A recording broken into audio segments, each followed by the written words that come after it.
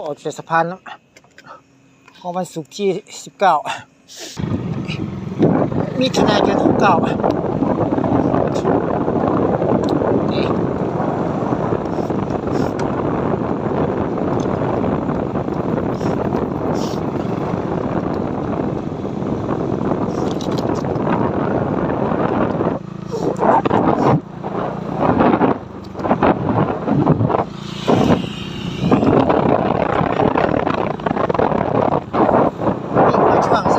ตรง3 รอบ 31 นิดช่วง2 กัน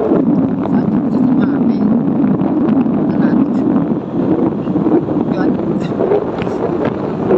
สารก็ประทาน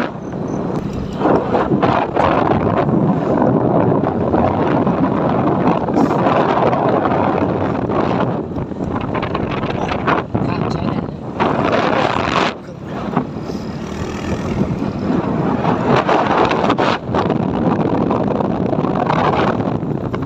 ทีมงานประมาณ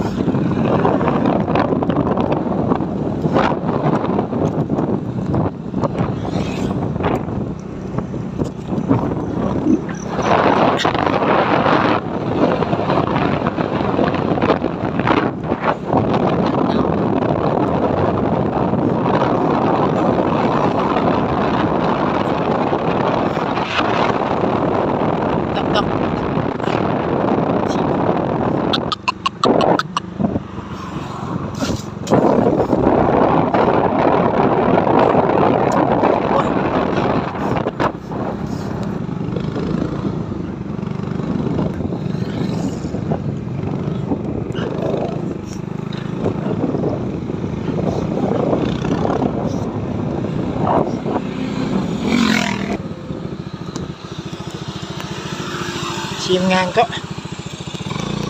หน้าเซเว่นด้วยแมวหน้าเซเว่นแล้วขวา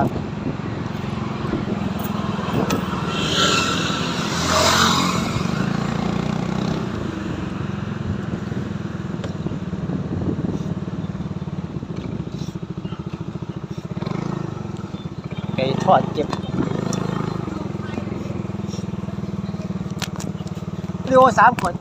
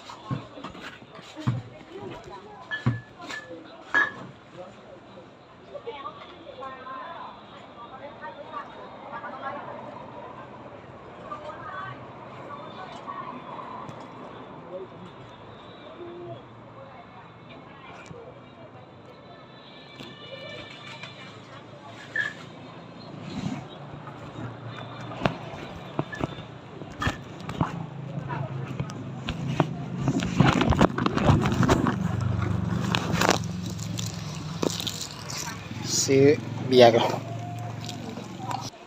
แฟนแบบนี้ดีไหม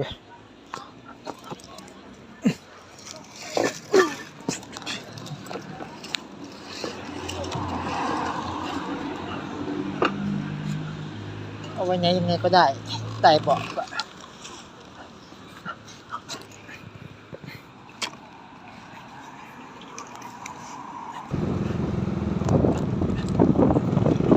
เลี้ยวซ้ายเลี้ยวซ้าย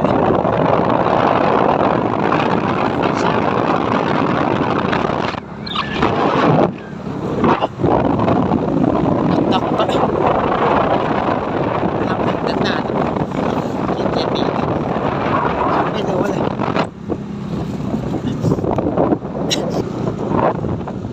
มาลองบาร์มัน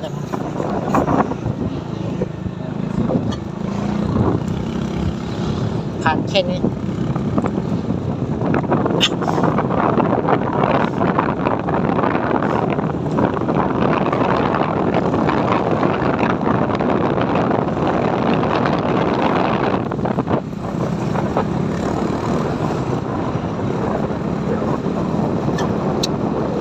แน่